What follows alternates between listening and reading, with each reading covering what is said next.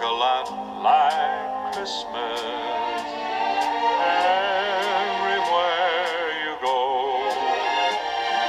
Take a look in the 5 and 10, glistening once again, with candy canes and silver lanes aglow. 2 nights before Christmas Eve, Sir Topham Hatt came to Tidmouth Sheds. "Edward," he said, "could you please help Thomas? He's stuck in the snow."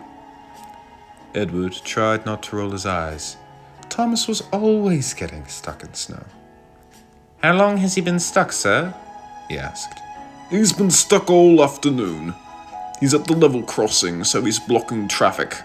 Of course, thought Edward. It was very typical for Thomas to block the road. "I'll try my best, sir," said Edward with determination.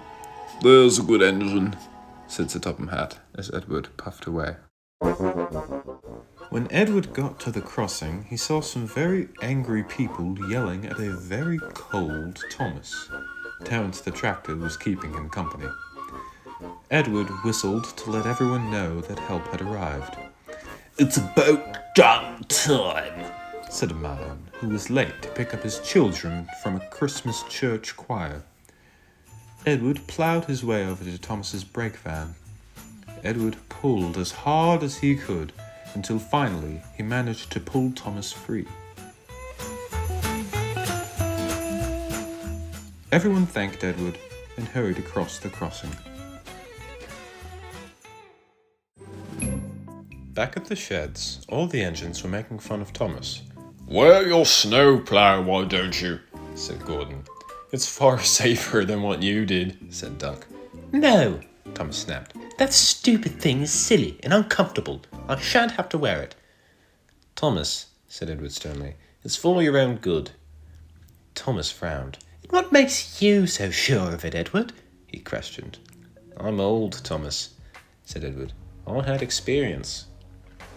"Will you tell us of the time you got stuck in the snow?" asked Percy. "You got stuck in the snow?" said Duck. He was amazed. "It was a long time ago," Edward began. "I was as young as Thomas is now. I thought I knew everything back then."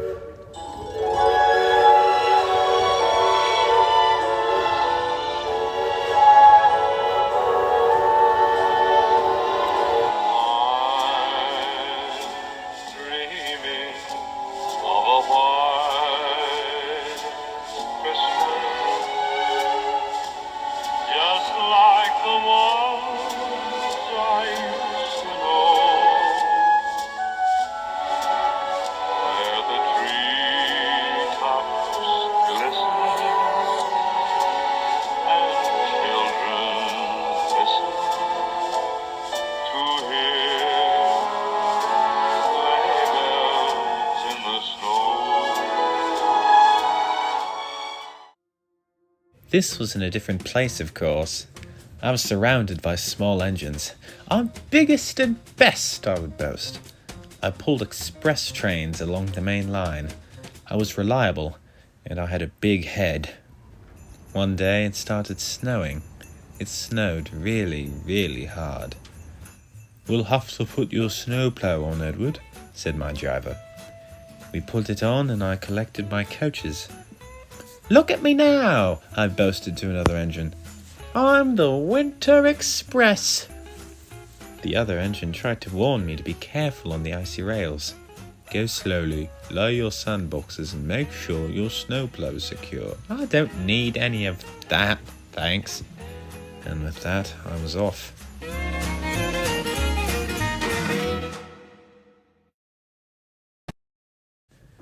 I had a good long run for the most part. That is, until we got to the hills. I had forgotten to lay my sandboxes on the tracks. I was very slippery. I was at halfway up a hill when I started going backwards. "Help!" I cried. Luckily, a signalman switched me onto a different track, and I crashed through the snow. Luckily, no one was hurt, but my passengers were very cross. So was my driver. Soon enough, help had arrived and I was rescued, a much wiser engine. Everyone at the sheds had a good laugh, except Thomas. Thomas stayed silent for the rest of the night. On Christmas Eve, Thomas had a special, a beautiful Christmas tree. The tree will have lights and stand in the village, said Edward. Be sure and deliver it to Toby safely. I will, said Thomas.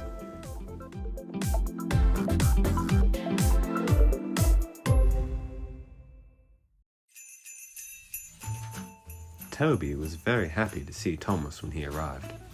The villagers will be delighted with this tree, Toby said. I'm glad you have your snowplow. I can't clear the lines by myself.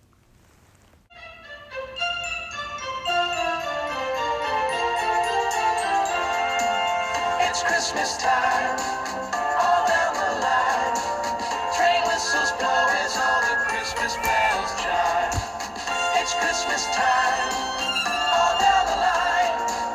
And children's spirits climb because it's Christmas time. Thomas couldn't see the huge rock under the snow. Suddenly, his snowplow hit the rock. "Cinders and ashes!" exclaimed Thomas. "My plow's broken!" His driver tried to stop, but the rails were too slippery. Another snowdrift lay ahead. Oh, it already happened. My bad, sorry. Oh dear, said Thomas. I couldn't deliver the tree safely. Now the villagers won't have it, and it's all my fault. Thomas felt very silly indeed, but he felt better after he was lifted back onto the rails and had a nice fire going in his firebox. "We have to try something," said his driver. "Let's go back," said the guard. "No, please," said Thomas. "Let's continue. I'm sure I can make it." Everyone was hesitant, but agreed. It wasn't easy without a snowplow, but Thomas was determined. He pushed as hard as he could, but there was just one snowdrift after another.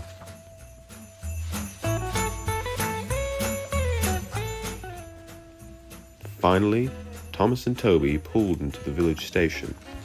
Thomas whistled, and the villagers cheered when they saw their beautiful tree.